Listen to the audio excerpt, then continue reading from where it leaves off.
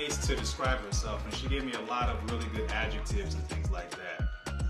Words like loyal and intelligent, but I noticed a common theme in a lot of the ones that she gave me, like warrior and fierce and feisty. So I'm gonna give Ace the name Azoka. Come on, say that with me. Azoka. Good. So Azoka, the best way to describe that, so Azo kind of means like behind or back. So it kind of means like the people behind you, or the experiences and things like that behind you. And Ka means greater than or bigger than, stronger, exceedingly better, things like that. So Azoka together means something to the tune of the people behind you defend you or protect you and kind of give you this bold spirit. So Azokas tend to be bold, confident, and very outgoing.